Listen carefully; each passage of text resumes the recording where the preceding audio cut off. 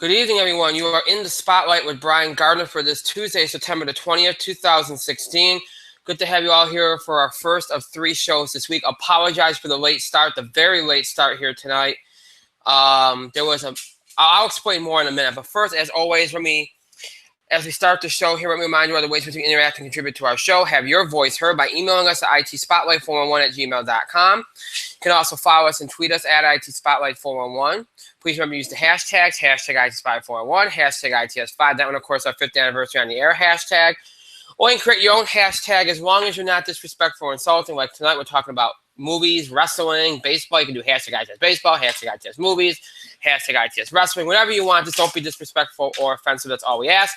You can also follow us on Facebook. Just search for In the Spotlight 411 on Facebook and make sure you like our page upon finding it. Again, I apologize for the extreme late time we're starting. Had a massive technical issue. Could not get the computer up and running. Could not get anything up and running. There was a software update that downloaded last night. I'm not sure if that has something to do with it, but once I changed some settings, I was able to get on. I don't know what the deal was with that, but I digress. That's why I'm late. I was ready and raring to go at 8:50 because I had nothing better to do. But nonetheless, so after about 35 minutes of fighting everything, I was able to finally get this situated. So we are on the air. So now just a little thing to mention right now. If you do experience any visual or audio problems, because there's always a possibility that that could happen, please do let me know. Again, you never know. Just because of everything that happened getting on the air, you never know. It could be an issue. So please, if there's any problems at all, let me know as soon as you possibly can. My co-host is on the air with us right now. Mike, you are in the spotlight. Hello, I am in the spotlight, yes. Yes, with a haircut. That's interesting. Yes. Now, okay, so we have a pretty jam-packed show, although I won't say jam-packed because a lot of the things we're going to do tonight are going to be pretty quickly handled. Couple of things. We got sports, we got entertainment, we got wrestling. Wrestling will probably be the bulk of our show. This show's going to be kind of like what we did a couple of weeks ago, the first show back after after our real summer hiatus deal, where we kind of we did a little bit of everything. We are going to preview WWE's Clash of the Champions pay-per-view tonight. Now, again, we're not doing a full show like we normally do for these big pay-per-views. We just don't have the time this time. But we will preview the card, make predictions. We won't have any questions or comment kind of stuff, but that's okay. Hopefully next month we'll return back to doing like special wrestling shows. So you guys and girls out there that prefer that, you'll get that next month. We will talk about last night's Monday Night Raw. Any big news out of SmackDown, we'll make sure we cover. We'll do all that. On the entertainment side of things, Box Office Beat, part 1 of our fall TV report, which is not going to be very long because not much debuted last night.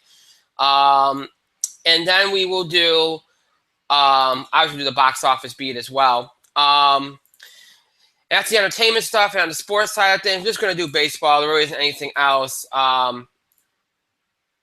really that we have to do, so that's all we got to do. So it's gonna be a little bit of baseball. What you say, Mike?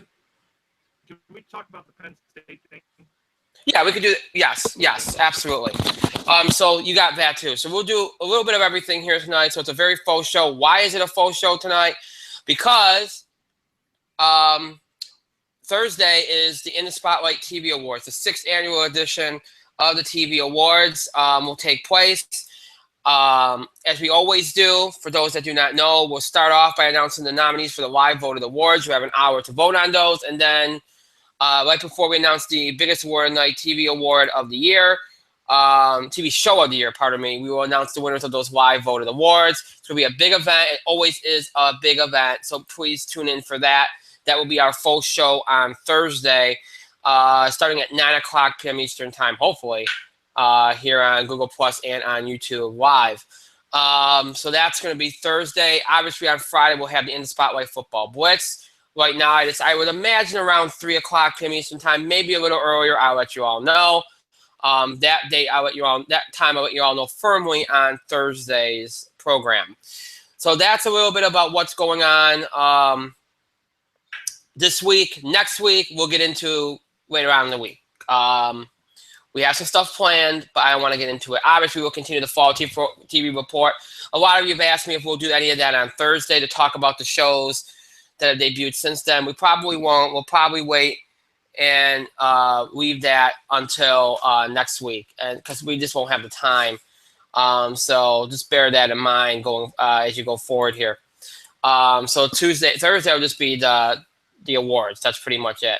And then, of course, next week we'll just go back to the fall TV report, among other things. So we'll get into next week as we get later on.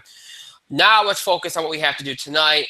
We will start, as always, with sports because that's kind of the first thing we always start with anyway. Mike, you wanted to bring up that story, so go ahead. You start while I get these social media links up. Sure. This weekend, Penn State celebrated. I don't know what they celebrated. They celebrated Joe Paterno. Something about his legacy. And that same weekend, it also came out that Joe Paterno. I mean, they celebrated Joe Paterno at the request of his wife, and Penn State, of course, acquiesced. You know. Yeah. That's what they do. So they celebrated Joe, and whenever and they played Temple this weekend, and whenever Joe Paterno video came up, the Temple fans that were in attendance because they played Temple turned their back.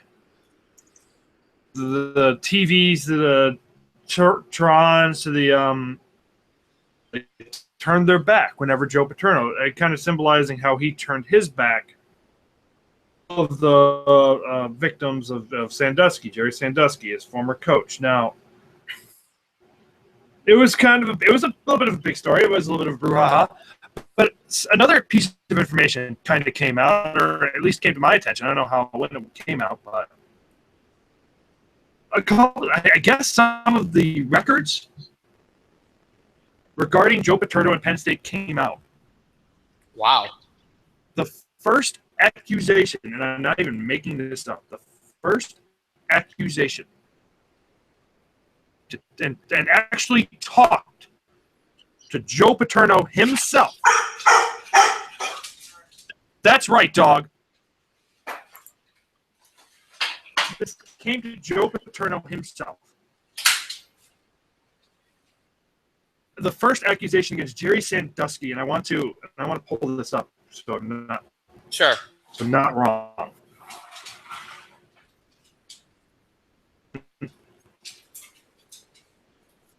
Oh, what was it? It was 1970.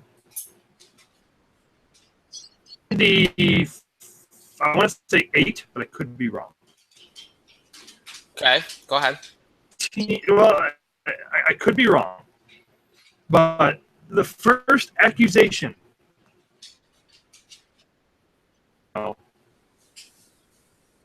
was that Joe Paterno knew about happened in 1974A, and apparently, according to the victim, he was in the shower. Jerry Sandusky came up, led to him penetrating the boy's butt. Oh my gosh! In the shower at Penn State. The boy actually he somehow is like, I want to talk to Coach Paterno about this. Actually got an audience with Joe Paterno, Touchdown Joe, whatever it is. Yes. And he told Joe Paterno what had happened. Mm-hmm. And I wish I had the quote, so I'm paraphrasing it. Right. Joe Paterno said something like, "Are you telling me this now I have a football game on Sunday. 76. 1976 is when he found out. Why are you telling me now I have a football game to win?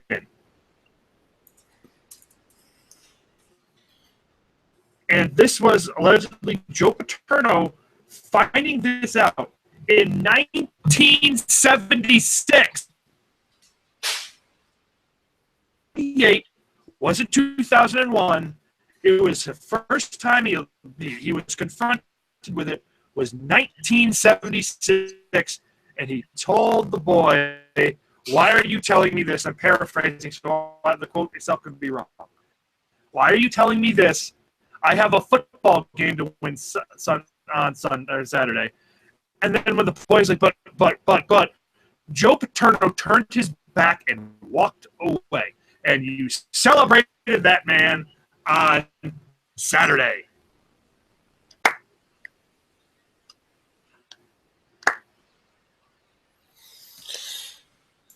Oh, boy. So I have nothing to say. I mean, there's nothing you can say. Really. There's really nothing you can say at this point. Wins back. I don't know why you did, but you gave him all the wins back. You should take those wins away. There are some people calling that they take his this pension away from his wife, and with the argument that well, Joe Paterno knew he was an accessory, essentially accessory to a sexual molestation of a child. Yes, right. And he is. If this is true, and there's really no reason why this isn't true, I believe. Right. Then there's no reason for it. Now, the thing is, like, people are quoting, well, they took Jerry Sandusky's pension away from his wife. And the state reversed that decision and continued giving his pension to the wife. Hey, Justin. Hi, Justin. So,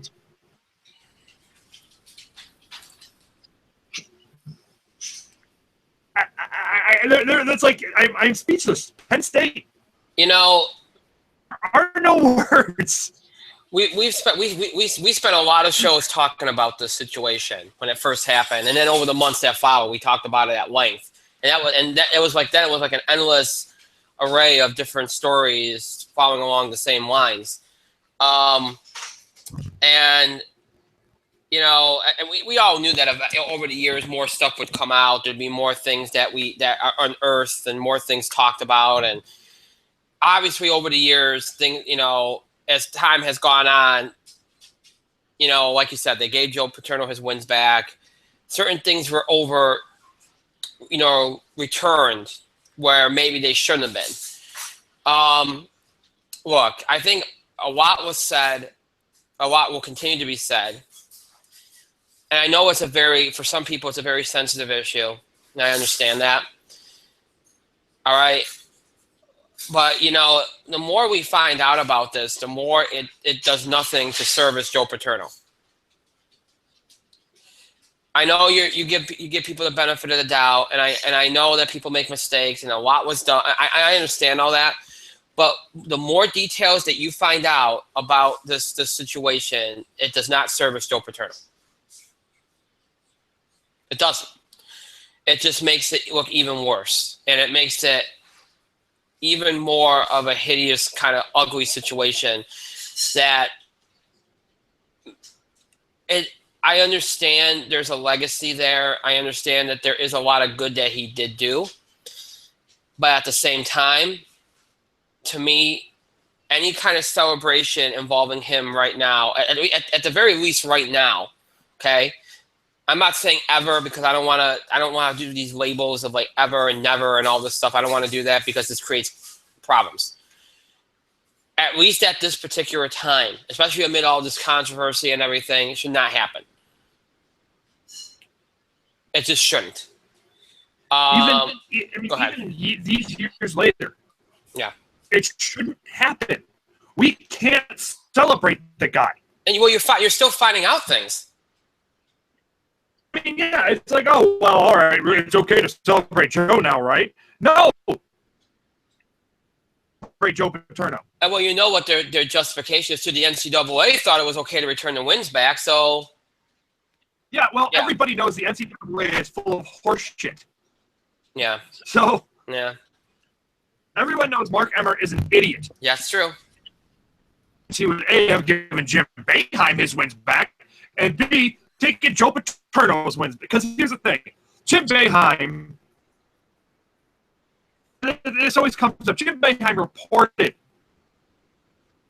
this. He self-reported the violations. When he knew about the violations, which, might I add, were not child sexual assault. Well, reported it, and the NCAA went hard at him. According to this story, Joe Paterno has covered up his assistant coaches, and this is we know this because he's kept a lot of these accusations held under wraps. Joe Paterno has held child sexual assault under wraps for the better part of 40 years. Yes. And we give him everything back and we celebrate him? Wrong there. Even if you don't like Jim Boeheim, let's ignore Jim Boeheim then. He still helped cover up accusations of child sexual assault for 40 years. Right, you're right. No, you're right. And you celebrate him. You're right. It proves to me that Penn State cares more about sports than they do the safety of the most vulnerable among us. Football. They cared more about football. Right. Safety of children. Yes. So you know what? There are no more words to say. Jerry Sandusky is a convicted child predator. He is a sexual predator of several counts of sexually assaulting children. And Joe Paterno covered it up for years.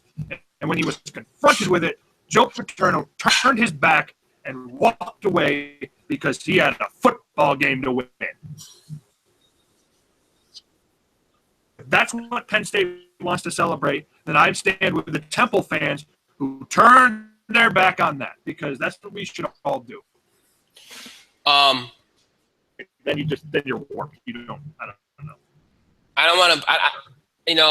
At the risk of bringing, and you brought Jim Boeheim into it. I don't want to make it a Jim Boeheim versus Joe Paterno thing, but what I wanted it as a comparison. Right, that's what I was about to say. It's a comparison because we come down on these. Look, I'm not saying that don't come down on coaches for sanctions and everything. If there's something there, there's something there. We all understand that. But here's the thing: we come down on these coaches harshly for self-reporting issues, and then the ones that turn the blind eye to these things for decades, or not even a blind eye, knowingly turn their back on a situation for decades. Okay. Not just a situation of, we watch Google records. A situation they knew children were getting molested. As Justin's chiming in from back here, yes. We got a coach. I mean, on one hand, you got coaches that self-report issues, and on the other hand, you got ones that knowingly ignore issues and turn their back on them, and they're the ones that get their wins back. They're the ones that get their wins back. I mean, honest? I mean, what is the logical reasoning behind that? I'm not just making it a Jim Boeheim thing. I'm talking about, like, you could make that case for anybody that's had academic sanctions or any kind of thing like that. I'm not advocating that we wipe the slate clean for everybody that had what many people call a minor infraction, a minor academic infraction. I'm not saying that, but what I'm saying is there's a fundamental flaw in the system if you're giving wins back and reevaluating punishments and lightening punishments. For somebody that at this point I think we know enough about where we can say that he knowingly ignored what was going on. There's a problem there. And now, as you noted and as you described from articles, you can find them. I was actually looking at a few of them while you were speaking. It's out there. The story is out there that I mean, this guy he was celebrated. Look, may he rest in peace. I feel bad for his family. I feel bad. You know, I get that. There's a lot. It's a sensitive subject. It's a difficult subject to talk about. You know, but the facts are becoming the facts, and as you learn more about this, and you know, Mike, there'll be books, there'll be a lot written, there'll be more stuff that we find out over the years. There'll be more, yeah. You know, I mean, you're already seeing that. You know, the more people dig, they're going to find more things, and then, but I think at this point, it's safe to say that the more we find out, the worse it's going to sound. At this point, it's like how many other cases he personally knew about this case. Let me stress this: in 1976. Yes. Yeah. So, how many other cases did he know about? How many other cases did he turn his back on? And how many other cases did he hold down because, and I quote, paraphrase, let's go with paraphrase, I have a football game to win on Saturday. Yeah. So, yes, may Joe Paterno rest in peace. While everybody who left behind is still like now kind of piecing together the worst things he's ever done. Mm-hmm. And then you have to ask, how much does that change all the good he did? How much does that change his legacy? Well, because he did a lot of good. He did a lot of good. He did. It's very true. It's very true. But his moment of weakness, what did he do? Well, in 1976, he turned around and walked away. It's a sad situation. It really is a sad situation because it tarnishes his entire legacy of not just the coach, but that whole program. Like legacy, it tarnished. And then just when you the program, it tarnished the school, and every time they sit up and they cheer Joe Paterno, tarnishes the supporter they have. Well, it's just it really is a sad situation. The whole thing has been since the beginning, and I think it's safe to leave it at that. All right. So from what continues to be this like I said, a sad situation to we jump into September baseball. There's no transition there, I know.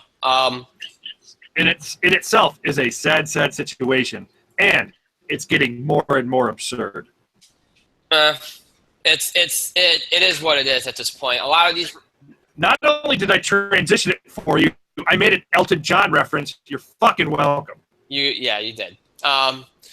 You have we are getting down the stretch here. Most teams are down to their final 15 or 16 games. The races that we all decide we're keeping an eye on are still the races you're going to be keeping an eye on. Although the AL East race is becoming quickly a one-horse race as the Red Sox have just gone crazy. They swept the Yankees this weekend. You know, normally you would say the Yankees are done, but the fact that Baltimore, Toronto, and some of the other teams in the wild card have not really put this thing away has left them quite a lot, 4.5 out, although 3.5 out if things hold tonight. You know, that's still with considering the Yankees have to play these teams over the next 2 weeks. They're still very much alive in this race for a wild card, but for the division, they're not alive in that. They're 8.5 out. Orioles and Blue Jays are both 4 out in the American League East, but 4 out with 15 games to go. And Red Sox look like they're going to put at least 5 games up on the Orioles here. The Red Sox are looking like the team that's going to win the American League East, and they deserve to. They've been the best team.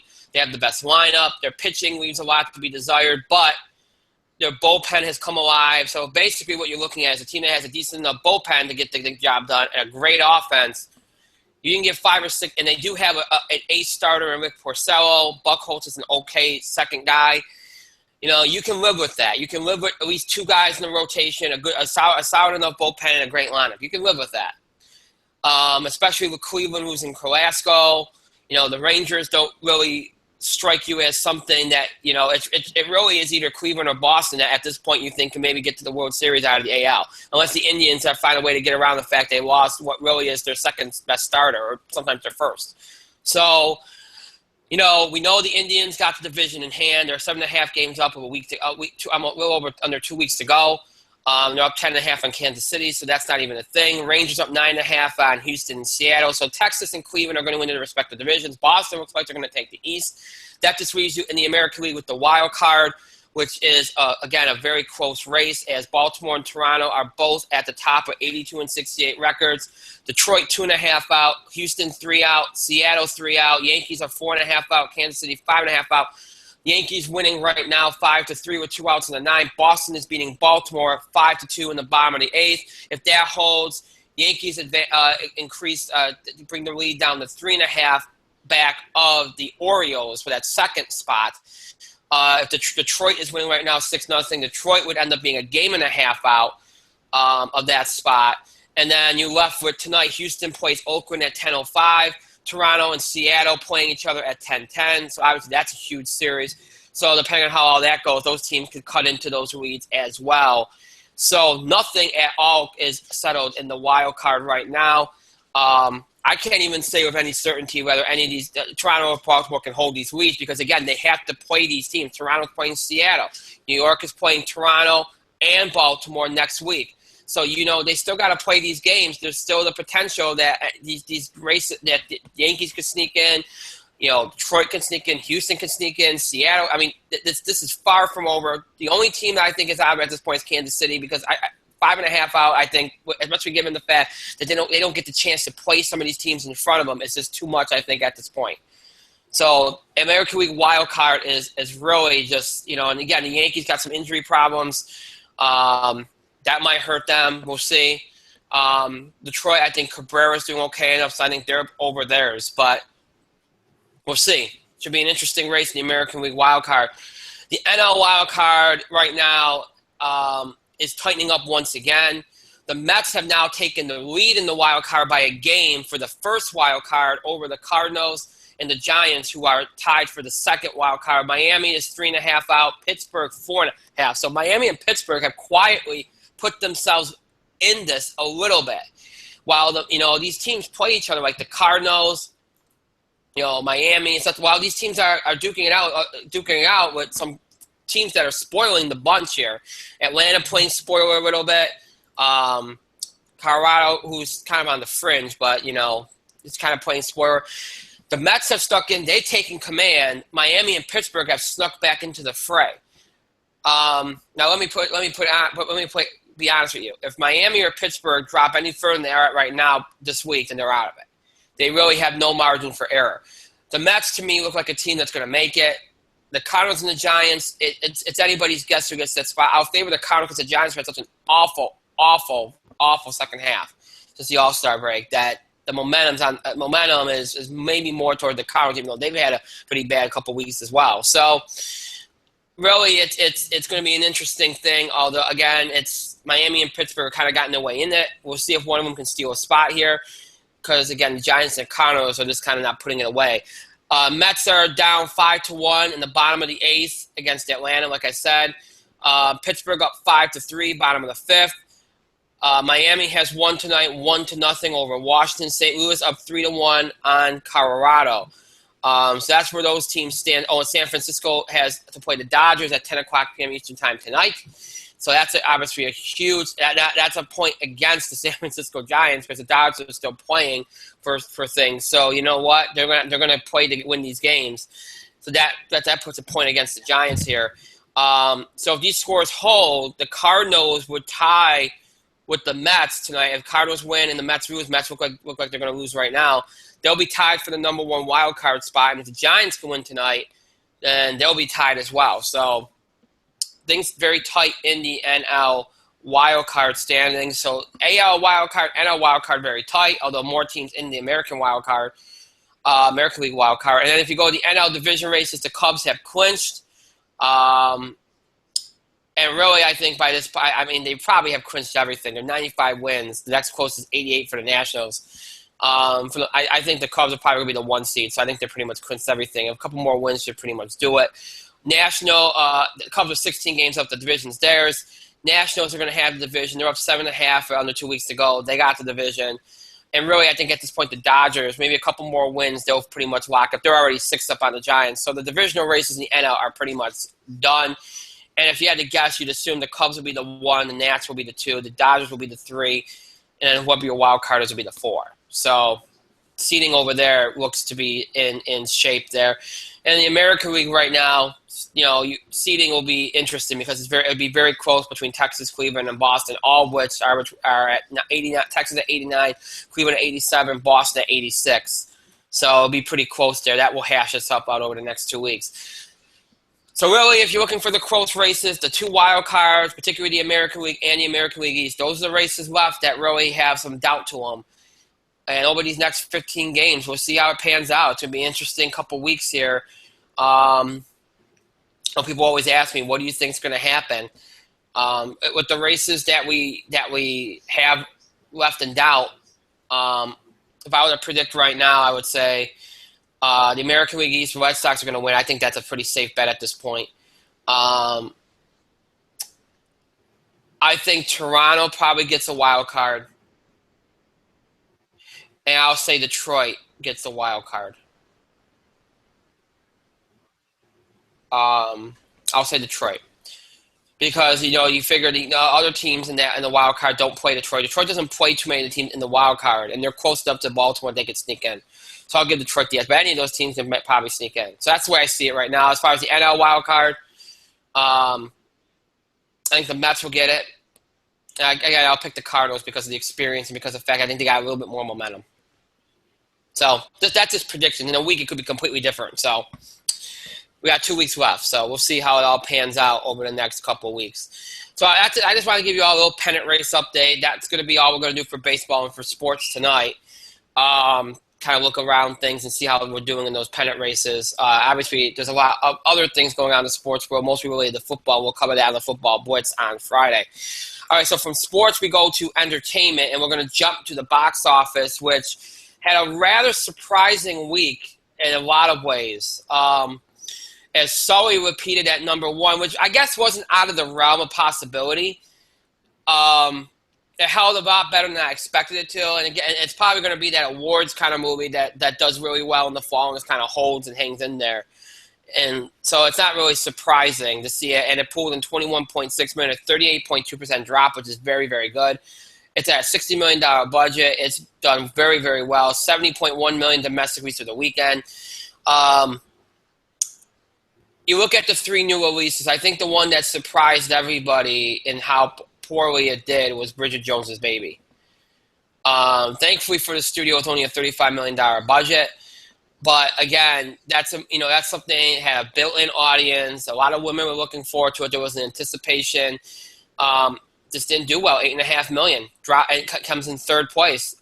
Barely beats out Snowden. A lot of people have asked me what happened. And a lot of people ask me what happened to all the new releases this weekend.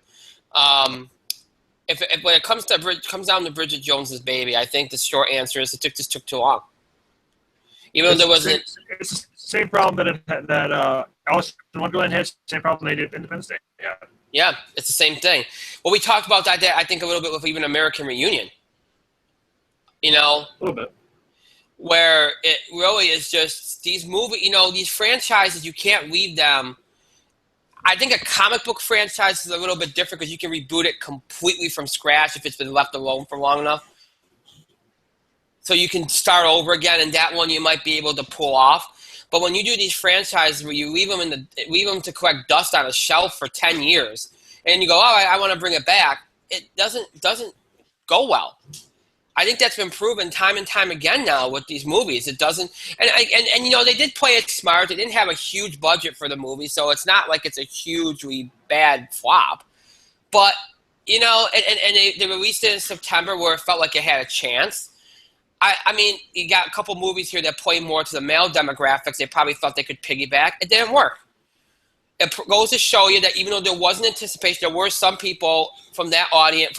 There were women that were looking forward to seeing it. There was the fan base that was looking forward to seeing it. Problem is, those people that were on the fence, a lot of the mainstream just said, you know what? It's been too long. I don't care. Or it's something I can wait for it to come out on Redbox or something. Blu-ray, DVD, Yeah. Netflix, whatever. Pretty much. That's pretty much what it was. You know, if you can't get them to be like, okay, I'm going to rush out to the movie to see that, then it's not going to work out. I mean, it did make $28 million for it. Which so it does have a worldwide box of 38.3. Yeah, so it's going to save. That's going to save it. You know, the overseas total is going to save it, and I feel like we've been saying that a lot this year. We said that a lot for the last bunch of years. However, but the fact still stands. Like, you took too long. Very long, yeah. But if this came out September 5 years ago, it probably would have been #1 this weekend. And you could also say the same thing for Blair Witch, although that's a movie that a lot of people felt did not need to be made, including myself. Because after the second movie, I think we all pretty much felt like it was done, it was over with, leave it alone. I felt like it was done and over after the first movie, to be honest. But, you know, they went back to that well. They went back to it. You know, we all said, now look, it's a $5 million budget. So even though it only made $9.5 million its opening weekend, it's profitable. So you know what? At the end of the day, it's no loss for the studio. It was just something they threw out there and said, let's see if we can make some money. And fair play, they made something. But again, this is not a movie that, you know, we talked about going in. Well, maybe this won't benefit from the horror movie market because of oversaturation. Don't Breathe's been doing very well. I don't think Don't Breathe had anything to do with this. If the movie was good, if it was something people cared about and wanted to see, they would have seen it. It just didn't happen. Either it was too long, and you got the combination of it was too long to wait to come back to this, and the fact that those that did want to see it come back, it just took too. I mean, outside of those that didn't want to see it come back, okay, or outside of those that wanted to see it come back and felt like it had been too long, there were a lot of people that felt like it was unnecessary. That's never a good combination. I think if there's a really true, I mean, Bridget Jones's Baby is a pretty big shock, but Snowden's a pretty big shock. The fact that movie only opened to $8 million did surprise me. Again, another smaller budget movie, $40 million. Now, I think with this movie, it's something that, first of all, with Sully doing well and doing a little bit better than expected this weekend, that probably hurt this movie. It's also a movie that, again, you know, sometimes when you play more to older audiences, they don't rush out to see your film. They come out whenever they feel like coming out to see your film. So this might be a movie that over the course of the next couple of weeks, you see have these good weekday totals and just kind of have things trickle in. But ultimately, it's not going to make huge amounts of money, which probably benefits it come award season, suppose. But nonetheless, I think that was a little bit more of a surprising disappointment. I thought it would do better than it did. I thought it even had a chance at maybe #1. Didn't do that. So all three new releases didn't do particularly well. Now, in some cases, I think promotion kind of impacted it too. I didn't see as much promotion for Bridget Jones's Baby as I thought I would. Snowden, I thought could have been a little bit better promoted. Blair Witch was promoted very heavily, so there's no problem there. Outside of the new releases and the success of Sully, Don't Breathe held pretty strong in fifth with $5.6 million, a 31.6% drop up, which is fantastic. That movie's done extremely well. When the Bottle Breaks came in sixth with $5.4 million, a 61% drop up, which was expected. Suicide Squad came in seventh with $4.7 million. Everything else was way under. Most of it, everything else was way under $3 million or below. Suicide Squad has passed a milestone. We should bring this up. 313. It's made $720 million worldwide, $406 million foreign, $314 million domestic. So, hey, regardless of how you felt about that movie and Batman vs Superman, they both have done very. As far as box office growth, they both done very well. So, The only other new release that came out this weekend, this was a limited release in 816 theaters, was Hillsong by Hope Rise. That came in 13th with 1.3 million, which wasn't too bad for that movie. Actually, that's pretty good. So as you look at the box office, Sully has really helped things over the last couple weeks. Don't Breathe kind of got the box office through a very difficult kind of lull. So all in all, it hasn't been too bad. But if you take Sully out of the equation and Don't Breathe out of the equation, it hasn't been good. This week, for the first time in about a month, you are going to have two movies that play to the mainstream, not just a particular demographic, not just older audiences, are not awards based, although they could be up for awards consideration, and are both movies that should do very, very well. The box office comes back in full force, and now it's from now till the end of the year and beyond, you're going to have bigger movies coming into play. Not that Sully wasn't a big movie, but these are more. Sully appeals to a lot of people, yes, but these are the more mainstream kind of blockbuster kind of deals, something that you could see playing even in the summer if you really think about it.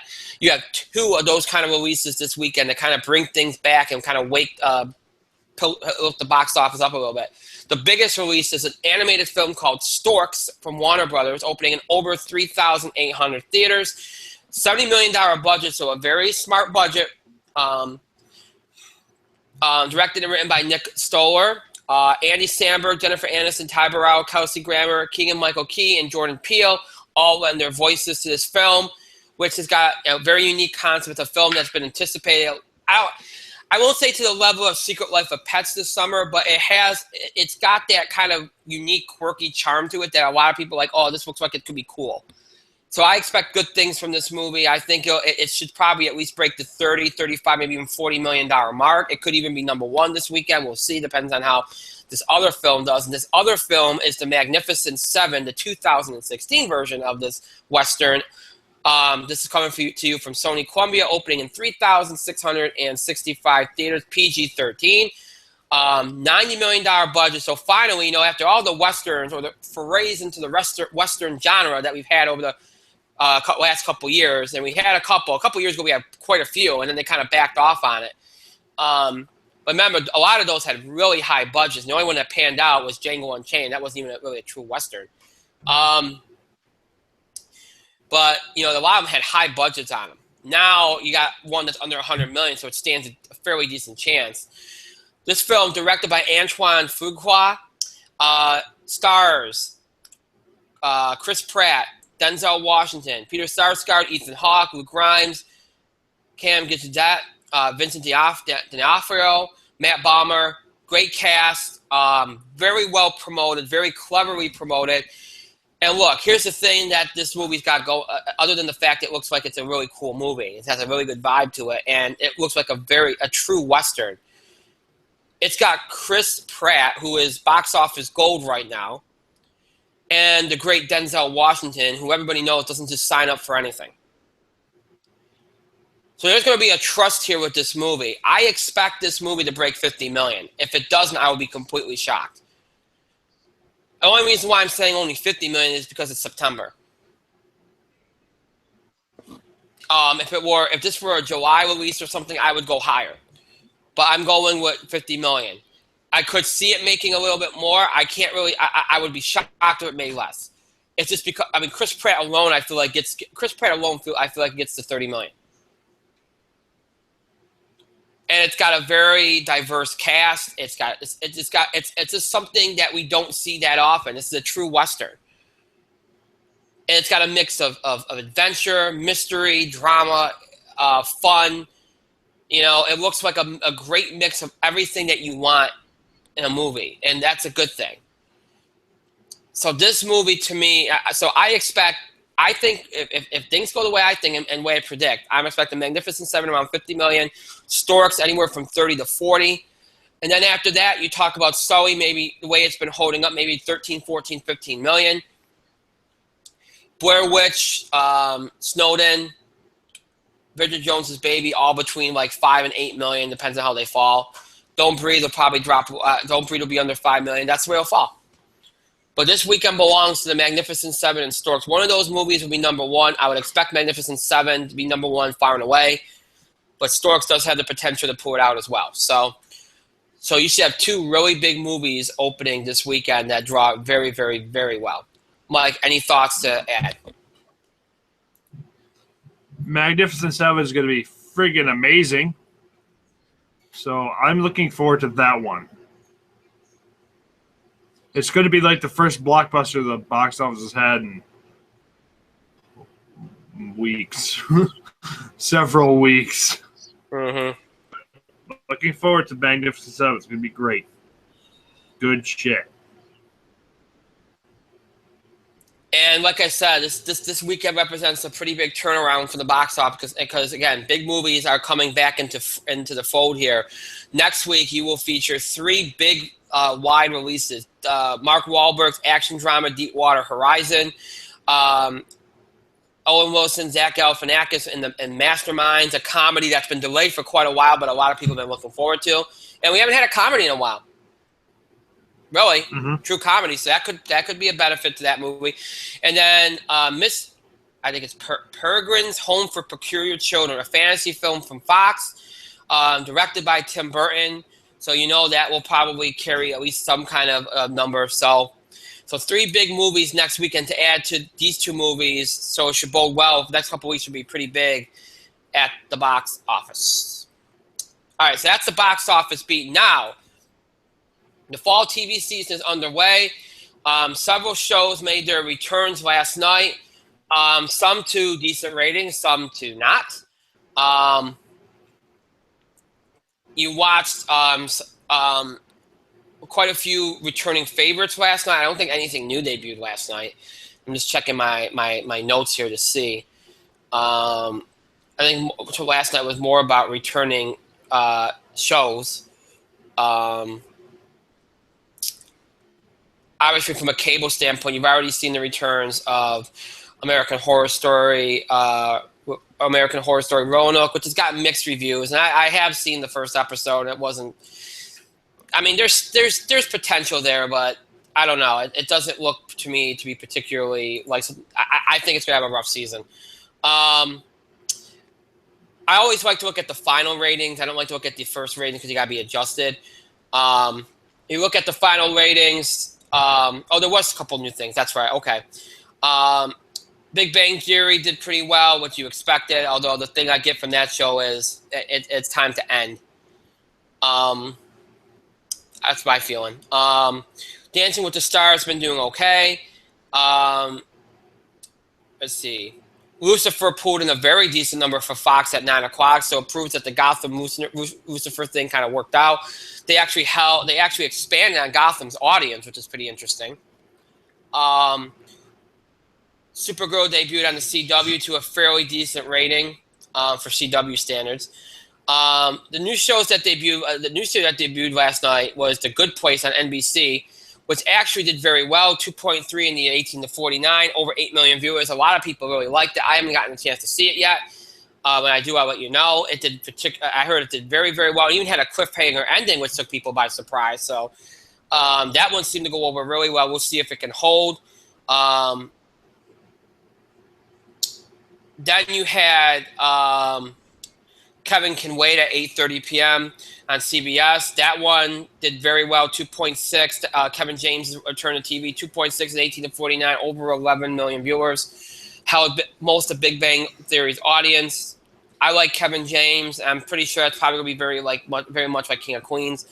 I haven't seen too many glowing reviews of it, but if it can hold its ratings, then it'll be fine. I did watch Gotham.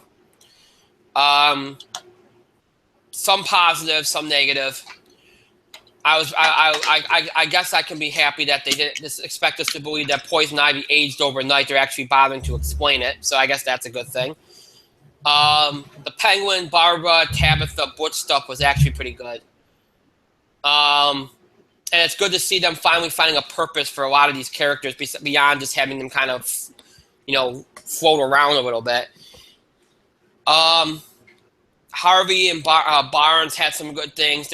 Gordon as a monster hunter, as a bounty hunter, is actually a really good thing. It's actually really helped the character a little bit, and I like that they kind of are giving the love triangle, the love stuff for him and Lee time to breathe a little bit. That's a good thing. Although I'm not particularly happy with the whole Vicky Vale's arc thing that's going on, but we'll let that one go. It doesn't look like Fish Mooney and her monsters are going to be around for very long because they've already introduced a death arc to this, which can only benefit the show because the monster thing is just ridiculous. It needs to get the heck out of the show. It's not helping anything. The Court of Owls stuff with Bruce and Alfred I'm looking forward to, even though you could argue that this shouldn't be done right now. But the Court of Owls is one of the only things that I thought if they really wanted to, if they did it right, they could actually do this early and make it work. So ignore that. Sorry. Add. So I'm not too bothered by that. So Gotham wasn't particularly bad. Let's see. I didn't see Supergirl. I did catch a couple moments of The Voice because I wanted to see how the new judges did, and that wasn't too bad. I actually thought Lisa Keys was really good. Miley Cyrus wasn't as horrible as I thought she would be. So they got some reason to hope there, I guess. But all in all, I think if you look at the winners from last night, I think Lucifer's a big winner. The Good Place is a big winner. Kevin Can Wait might end up being a big winner, but CBS always debuts comedies big, and they always end up working because they get good read-ins. Those would be the big winners, I would think, from last night. Mike, did you see anything from last night? I saw parts of Gotham. Oh, you were with me. So, yeah. And I was confused. We taped it. Though. So I guess it's able to watch in my luxury at some point. Other than that parts of Gotham and I'm hearing other me agree with me, so that's good. Yeah. I saw that was about it. I have Lucifer DVR too. That show's really fun. I like that show. It's good. It's fun. I don't know. Yeah. I saw Monday Night Raw. That was the new show I watched last night. Monday Night Raw. Which we're going to get to. So, well, since we've already chronicled, and again, we will talk more about fall TV as it unfolds. You know, like I said, we won't do anything with it on Thursday because of the TV awards, but next week we'll catch up. We'll give you all the rundown, all the new shows and returning favorites that debuted and returned over the next couple of days, Tuesday, Wednesday, Thursday, Friday. We'll go over all of them next week. And by that point, I'll probably have a chance to get to a lot of them. I haven't had a chance to get to a lot of them yet, so by that point, we can give you more of a detailed analysis on what shows are working and which shows aren't, because I'll watch most of them. I'll try to get to most of them anyway next week.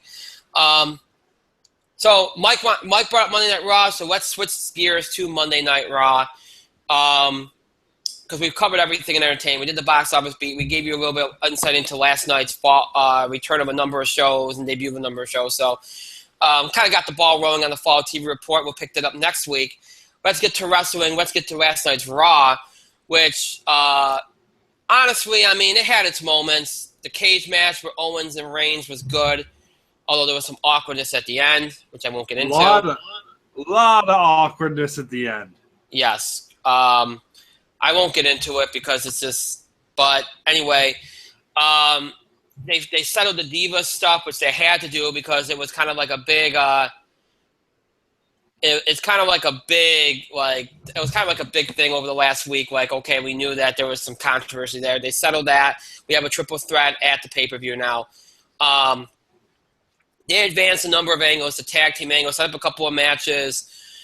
I mean, it was a productive – I'm not trying to skate by. It just wasn't a big – to me, it was one of the weaker efforts in the last couple of weeks, which is surprising given the fact that they didn't have as much competition from football last night because the game wasn't particularly something great.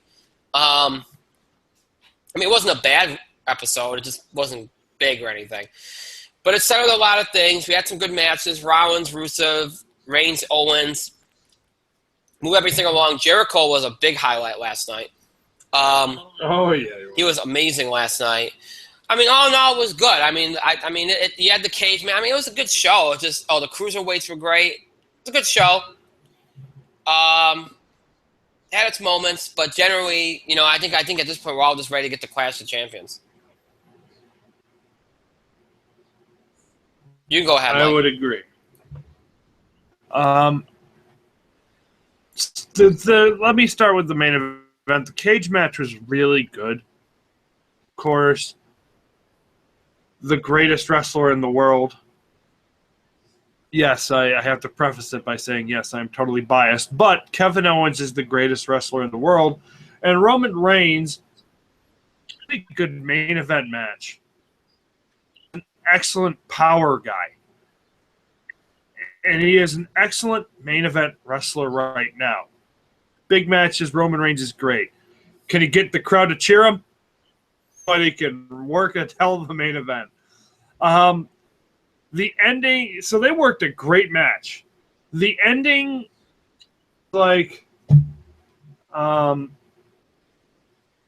excuse me.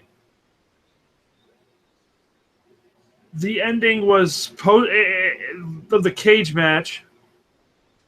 I'm sorry. I just upgraded to iOS 10.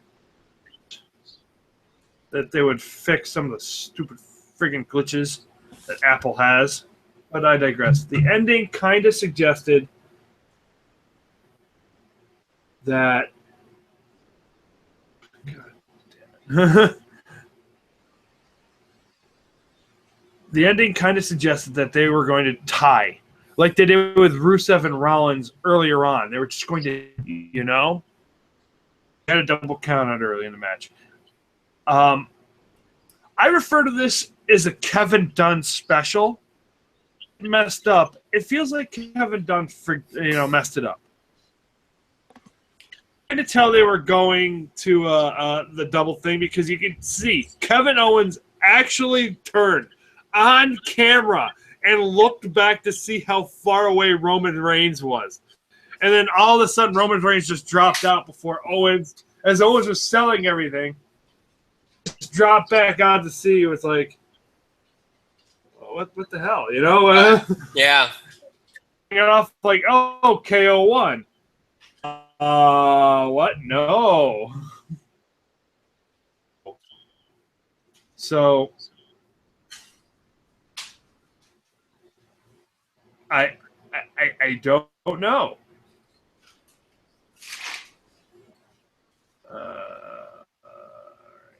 iOS 10, everybody. Gotta love it. So, anyways, was good. The ending was messed up. Even at the end, the stuff after, it's like, hey, this whole thing was for Seth Rollins, obviously for Seth Rollins, Kevin Owens. We have the great top of the cage spot, and then you see Seth Rollins in the corner looking, holy crap, I just did that. Show ends without him standing over Owens. It was awkward. It was an awkward ending. I don't understand why they did it. They're dumb. It was dumb. I don't understand it. As for the rest of the show, God, the cruiserweights were great, weren't they? Oh, yeah. They were great. My only problem with that is 2 cruiserweight matches on the show. Having this fatal 4-way idea and Brian Kendrick winning was the great idea because, like the Cruiserweight Classic, Justin said it last night, God bless him. He said the Cruiserweight Classic was the closest you're ever going to get to a pure wrestling tournament and pro wrestling. Storyline other than who was going to win the whole thing. It was fair. It was Brian's gone again. It was fair. It was purely athleticism. It was purely for sport. It was purely to see who at that day was the best in the world. Raw, you're going to have stories. And TJ Perkins is a guy who you're going to initially kind of run as a face. So it makes sense to have a heel. Brian Kendrick can turn heel at the drop of a dime. It was a good choice to be in T.J. Perkins' first contender. Or they should have had T.J. Perkins on the show in a match, though. T.J. on the show in a match. I definitely agree. Justin. So, we're talking about Raw. Yes, I was there for it. You were there for it. So, also, my other thing I was to say is Chris Jericho was great. The rest of the segment was ass. Although Sami Zayn's always great. I miss Justin now. You can have him back. Hello I again. actually kind of like that. It was nice. It was a nice little thing. Well, Chris Jericho was great. Okay, go. And I was happy to see a Braun Strowman squash. We all were. I just was. Okay. We should let Justin talk about Raw, but Well, I had to get something to drink because my throat was starting to get really dry. So I put the headphones down. I had the sound on so I can hear what you were saying, and then Justin just grabbed my headphones. So good yeah. for him. Yes. Justin did the right thing. Yeah, it wasn't a bad show. It just wasn't. I mean, I guess the last couple of weeks we've been spoiled because we've been having like big things going on. You know what I mean? So yeah. I'm sure that will change after Sunday. Just a hint, hint, hint, hint. So, all right. So with that being said, a lot has been said about Clash of the Champions, and that is happening on Sunday. And because of the fact we got the TV awards, we kind of have to do what we did for Backlash and do like a condensed kind of preview here just to appease our wrestling brethren. So we will do that right now, and we do have a pre-show match on the event that features Nia Jax and Alicia Fox, which is an interesting matchup because it's the first. I think it's the first pay-per-view match for Nia Jax, right? So you got that. I mean, it's not really on the pay-per-view, but it is on the it's on the pre-show, so somewhat counts. Let's see.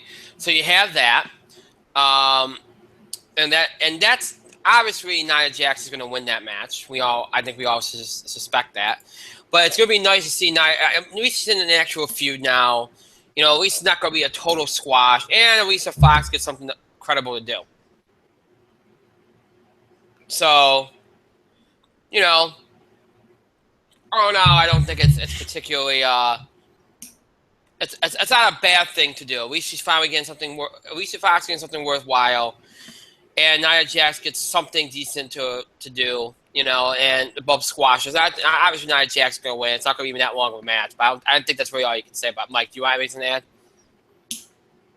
add? Nia is going to kill wrestling sense. It's not even going to be close. No, it won't be. All right, so I mean that's really not all you can really say about that. All right, so now you have Clash of the Champions. Now the actual card of Clash of the Champions, which every title will be defended. Obviously, it's Night of Champions. It's changed to Clash of Champions. Every title will be defended. We will start though with the matches that do not feature title matches. We'll start though with the culmination of the best of 7 series between Sheamus and Cesaro, which Mike you can start with. Oh God! Why are you making me pick against Sheamus? How could you? I really don't want to, but that's okay. Look, I didn't say it during my Raw review, but Sheamus and Cesaro have had 6 good matches. 6 good matches. And they're going to have another one. It should, and I think this one's going to be a little bit above and beyond the other ones. Right. Do some good stuff in this match. Unfortunately, for us Sheamus fans, I don't know how many of us there are left, but I am one of them. Proudly, securely. For us Sheamus fans, Cesaro is going to win. Him to be able to have they need to have him be a strong face challenger. Right. Right. They need him to be a face challenger. Right now with Sheamus, I'm any good to number one contender for anything because Owens is champion and Rusev is the U.S. champion. All right, what title is Sheamus going to go after? Is Sheamus going to go after T.J. Perkins? Not. So I'm going to say it's got to be Cesaro. Whether or not he goes after if he goes after Cesaro, if he goes after Kevin Owens or it's either one. Yeah. I agree. Look, this whole program was designed just to give Cesaro something to do and try to get him over in a way, as the ultimate underdog. That was the whole thing. I feel bad for Sheamus because I feel like there's nothing for him to do right now. And it's kind of like, okay, what happens to Sheamus beyond this? But nonetheless, Cesaro is going to win this match. It's going to be another good match. It's like every match they featured. After this, though, they can't go back to Sheamus and Cesaro for a very long time. This is it for Sheamus and Cesaro. Yeah, unless you're watching house shows. It's got to be. I expect a very good match. Cesaro look like it's going to come down to the wire. Cesaro will make a big comeback. He'll win the match. We'll see where he goes on to, and we'll see what this championship opportunity ends up being. My guess would be maybe if Kevin Owens holds the title, maybe he'll get his chance at the next pay-per-view and they break things up a little bit. I don't know. I don't know what they're going to do. But we'll see how this championship opportunity thing pans out, but Cesaro's going to win this match. Then we have a match between the WWE Universal Champion's so-called best friend, Chris Jericho, and longtime Kevin Owens rival, Sami Zayn, which really is a match that I think a lot of people have suspected we'll get at some point. It keeps both guys close to the title feud, keeps them all involved with each other. This is going to be a spotlight stealer, I think. It's going to be a really good match. Both these guys will tell a really good story. I hope they give it a lot of time because they have a lot more matches to feature than Backlash did. So I really hope that they give this enough time. It should be a really, really fun. I expect Sami Zayn to win, and maybe that will factor into what happens with Jericho, maybe Kevin Owens down the road. I expect Sami Zayn to win what should be a hopefully lengthy match. This is one of the matches I look forward to. So should be a really, really good match to watch. Mike? Also one of the matches I'm looking forward to. Mostly because Chris Jericho is doing amazing work because he's Chris Jericho. Damn it. Believe me, you're a stupid idiot. Mm-hmm. Sami Zayn, also one of the best in the world right now. I mean, and honestly, I can't help but feel like Kevin Owens was on the Talk to Jericho podcast last Friday. Friday before, one of the two. And Jericho almost seemed a little surprised when Owens like, Sammy is absolutely one of the best in the world. So I think that Jericho's like, oh, really? All right. I like he's worked with them before, but it's never been like one-on-one. Can't wait to see Sami Zayn versus Kevin Owens in a one-on-one. Well, that too. Sami Zayn versus Chris Jericho in a one-on-one situation. It is going to be a great match. Especially if they give it some time, they're going to tell a great story. It's going to have great action. I agree. Sami to lead up to more code as it should be. It's going to be a good match. All right. I think that covers. There might be a chance they add something like. There might be a chance they add maybe what do you call it? Enzo and Cass. Enzo and Cass. I was going to say Braun versus Jobber. No, they won't do that. Enzo and Cass and the Shining Stars might get a match. And if that happens, Enzo and Cass will go over because since they've had the Shining Stars pretty much go over them the entire time. Except for last time when they did the big tag, they got the pin there. But nothing's been confirmed yet. It's not been announced yet, so we won't chronicle. But obviously, I think you'd agree, Mike, if they do have the match, Enzo and Cass will win. Yeah, it's but an Enzo and Cass need a big win on a pay-per-view anyway. So yeah, it's Enzo and Cass. Mm-hmm. All right, so if that match gets added, we should give you something. All right, now we go to the championship matches, and we'll start off first with what should be some. This might end up being the undercard main event because they want to really profile this division. Don't be surprised if it isn't. The Cruiserweight Championship match between the champion, T.J. Perkins, and the Brian Kendrick, I should say. Should be a really, really good match, which, Mike, I'll let you start. Go ahead. Oh, God. This is one of the other matches I'm looking forward to. Brian Kendrick was eliminated by, I think, Kota Ibushi? Don't quote me on that. Chance to wrestle TJ during the Cruiserweight Classic. Well, Brian Kendrick has had a career resurgence, and I think they're priming him as a career resurgence. Brian Kendrick has been he's been pretty busy on the indie circuit, just opened his wrestling school. But in terms of being on a major company again, yes, he's had a bit of resurgence. But Brian Kendrick is being primed to be the major heel of the division. Kind of turn kind of a tweenish kind of guy, full blown on heel. When they lose to the face one too many times, they snap, and then they get booed. You have to be careful because one of the big things you didn't do on this on Raw is you should have had an establishing kind of moment with TJ Perkins. This is a guy you're supposed to cheer. This is a guy you get behind. You didn't have TJ on the show. So now, but people know who Brian Kendrick is. People like Brian Kendrick. People cried over his reunion with Daniel Bryan.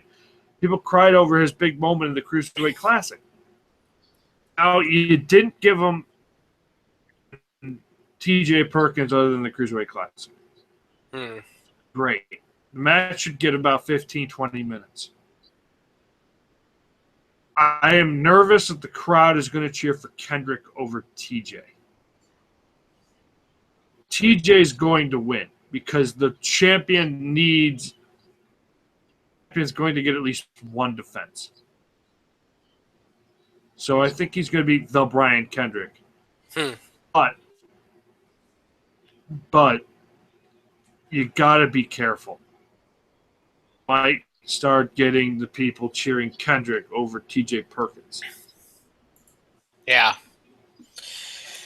Yeah, I think to your point, you mentioned last night, they really made a big mistake last night not having the Cruiserweight champion on the show. Especially in light of how the Cruiserweight Classic was well received and everything that happened in that final, which was amazing, by the way.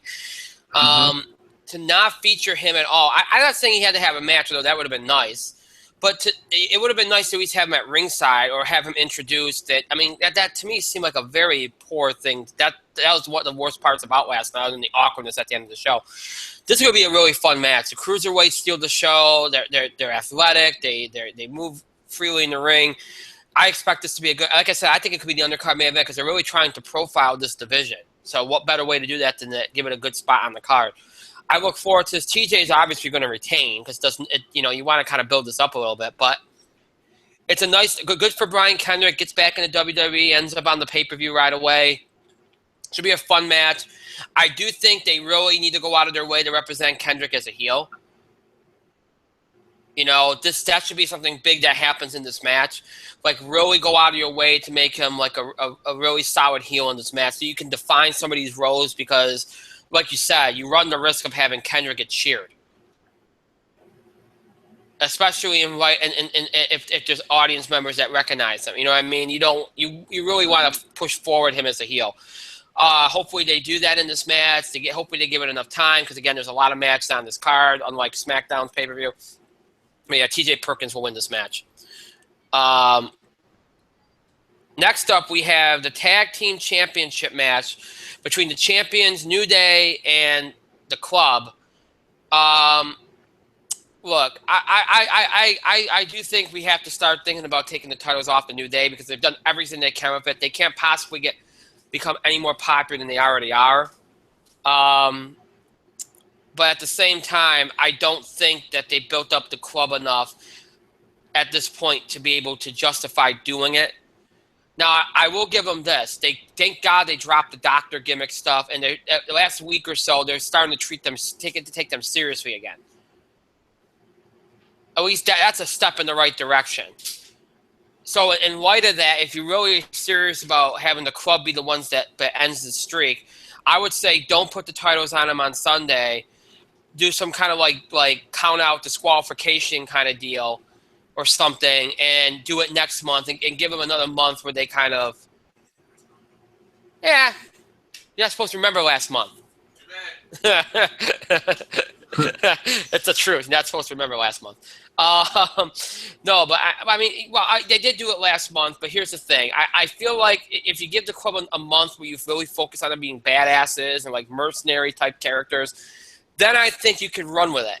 At this point, you just kind of started to fix what was wrong with them over the last 2 months.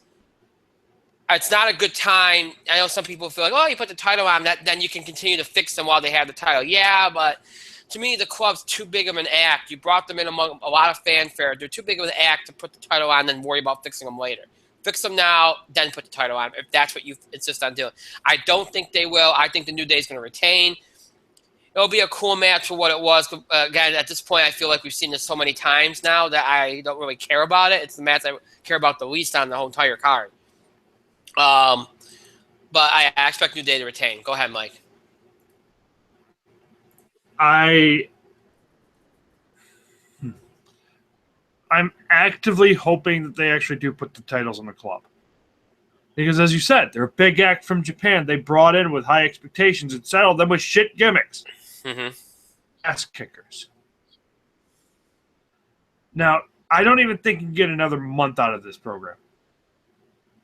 Because the tag, out of all of the aspects on Raw, out of all of the moving parts on the Raw kind of wheel, team division is the one that is most stagnant.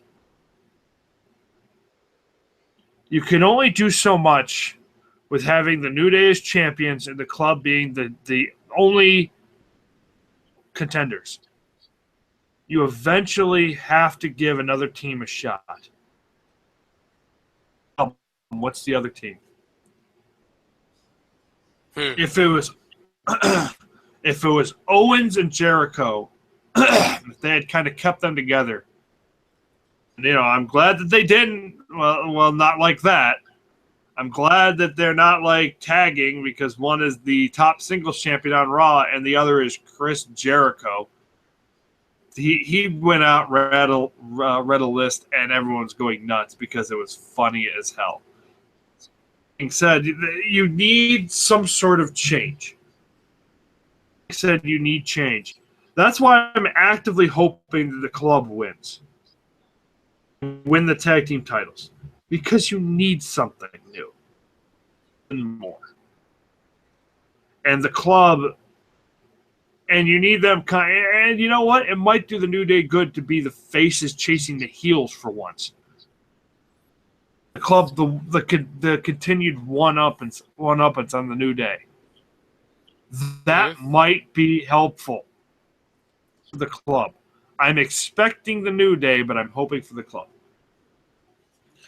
Fair enough. Bullet Club. Yeah. All right, so for the Tag Team Championship match, we then go to sorry about that. To the let's see here. Sorry about this. I gotta pull this up. What we got left here? All right, the Raw Women's Title match between the champion Charlotte, Sasha Banks, and Bayley. Mike, go ahead. It is close to 11, so I'm going to make this really quickly. I'm going to say this pretty quick. I think things might happen here. You might have Charlotte retain and carry it for one more month. Is going to go back on Sasha Banks. It's going to be one of those two options. Bayley's going to get her moment later on down the road. But because right now it is time for Sasha and it's time for Charlotte. Charlotte's doing great heel work. I want to get that title on Sasha Banks and have her kind of start her run again as a heel for Bayley. So two things will happen. To get Bayley out of this match, so maybe you could kind of run the title change next month. Or Sasha's going to win. Now, the one thing in Sasha's favor that I kind of think would be Sasha is unless the New Day lose, you're not going to have any other champions kind of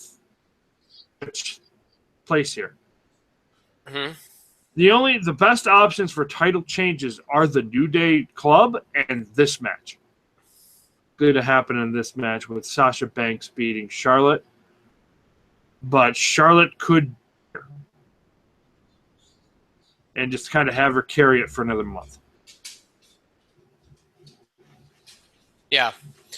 To me, I think they're doing this a little too soon. I understand it was a botch and it kind of went that way, and I understand this is the best way to rectify it, so I'll let it go. But it is too soon. I think Sasha's going to win it back here. I really do. Now that they, the only reason why they took it off in the first place was because they thought the injury was going to be worse than it was. She'll get it back here. They'll run something that, her and Charlotte will get a rematch next month. They'll probably give Bayley Dana Brooke for a month. And then it'll start to train. And you might get one more with Charlotte where maybe Bayley gets involved with that. Maybe Dana Brooke. They'll just do like a fatal four-way or something. And you'll get Charlotte out of the feud and move her on. And then you'll focus on Sasha and Bayley, and with Sasha turning on Bayley. I think that's pretty obvious. That's what we're going over the next couple months. Sasha's going to win this match here. I really hope that they're able to spotlight themselves. Obviously, Sasha and Charlotte had a great match on Raw when she won the title. But since then, I don't feel – SummerSlam was okay, but there was a lot of botches. I feel like Sasha needs a good showing here, kind of like Ambrose did with AJ Styles, and he did it. You need a good showing here. It's not – she'll probably win too, but it's less about winning and more about putting up a good showing here. But I actually look forward to this match. I hope they give it time. These three can put on a really good show and profile the women's division, so I hope that they get that chance. But, yeah, Sasha Banks I got for the win here. U.S. title match between the champion Rusev and Roman Reigns. I'll make this quick. I'm on the fence here about who's going to win. I think it'll be a really fun match. Rusev's very athletic. Roman puts on good matches. Has been putting on good matches, especially when he's in the main event. He puts on good matches. Conventional wisdom would tell you that Roman's got to win here because you feel like he should win. He's been losing on pay-per-views left and right. I don't think he will. I think the original plan for this match was for him to lose the first match and go on to win the next one. They really didn't have a match at SummerSlam, which I guess was a way of branching this program out. I think Rusev will retain here. Obviously not clean, but I think he will. And then I think Roman gets his chance to win it next month. That's where I see it playing. I'll go with my original prediction, even though I have a lot more doubt about it now, because I feel like there might be a push to have Roman win here. But I'll stick with my original prediction from last month when I thought we'd actually have the match and say that Rusev retains. Mike? I'm also going to agree with you. I think Rusev's probably going to retain here because they want this feud to continue. Also, they're going to want you to forget about that finish where Roman messed up and fell before Kevin Owens could come down. Sure. Yes, they kind of want Rusev to win. This program to extend out, maybe even to Survivor Series. Maybe, all right, you probably get it to Hell in a Cell. And that's the case here. Mm-hmm. By hook or crook, Roman Reigns is probably going to lose here. Or at least Rusev will retain. Right. So I think Rusev will probably, he will retain. And I think he might win too. And finally, we have the WWE Universal Championship match. I think that's all of them. I think we covered all of them, other than this one. Yep. The WWE Universal Championship match between the champion, Kevin Owens, and Seth Rollins. Mike? I'm going to keep this short and sweet. This is going to be an excellent match. This is going to be an excellent, great, fantastic match, which Kevin Owens is going to win one way or the other. That's it. Kevin's going to win.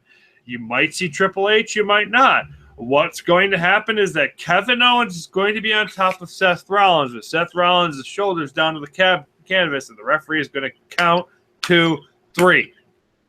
Kane over Seth Rollins. I agree. It'll be a great match.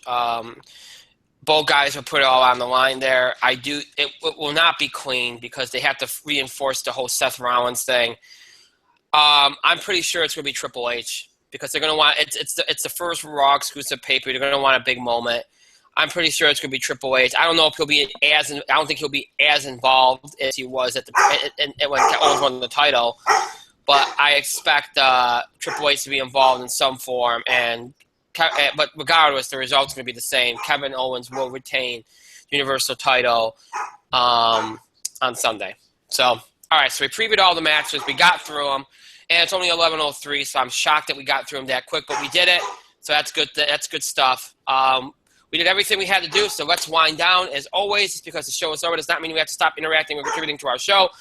Continue to have your voice heard. Send us your feedback, your questions about the show and the scheduling of the show, topic ideas and breaking news items you want us to cover, reactions, comments, or opinions on things we say on the show or topics we covered. Any of these things you can do by email, Facebook, and Twitter. You can email us at itspotlight411@gmail.com. You can also follow us and tweet us at itspotlight411.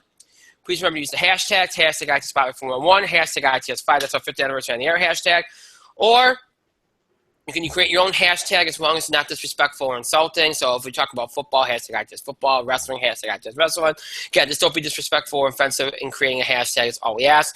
You can also follow us on Facebook. Just search for In the Spotlight 411 on Facebook. Make sure you like our page upon finding it. Anything to do with the TV awards, questions or anything pertaining to Thursday, again, please do that by email only. This makes things a lot easier for us. We encourage you to follow us on Facebook and Twitter for the latest information about our show, especially as it relates to scheduling with Football Blitz back. Obviously, sometimes on Fridays, it's on the Friday afternoon. It gets moved around a little bit. So sometimes the only way you guys and girls out there can know about what time it's actually going to air is through social media. So it's really good to follow us on social media. We post opinions and stuff, but from a scheduling standpoint and any information or news about our show, that might happen in between shows, it's best to follow us on Facebook and Twitter so you know what's going on at all times with our show. If you'd like to keep up with our show, catch up on shows, look back at classic shows, you have a number of ways in which to do that.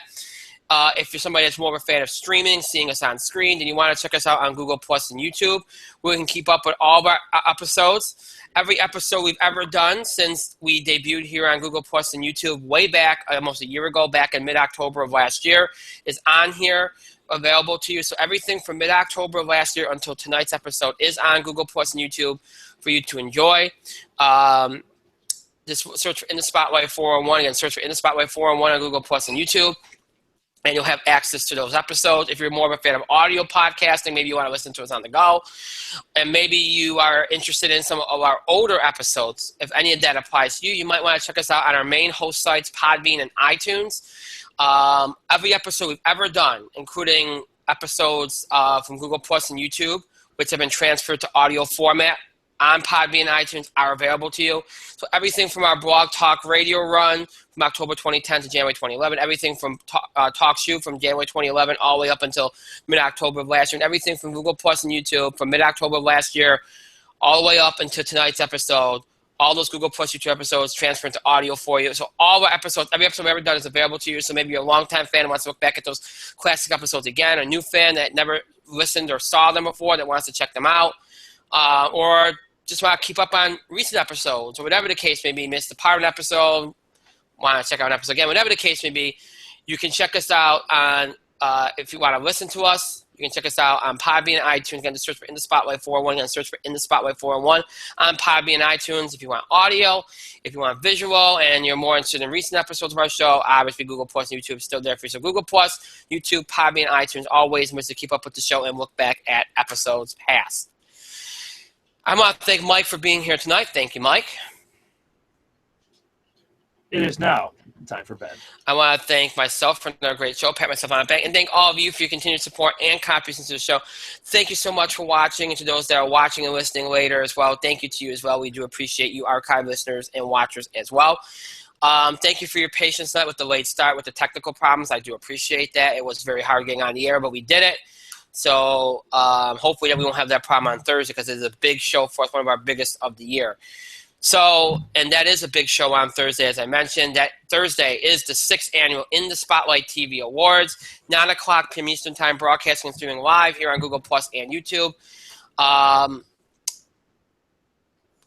Please keep that in mind. We're going to the goal is to start right on at 9 o'clock p.m. Eastern Time. As I always mention, when we do these award shows, we'll start off by announcing the nominations for the live vote awards. You have an hour to decide the winners of those awards, and we'll announce the winners of those awards right before the biggest award of the night, TV program of the year.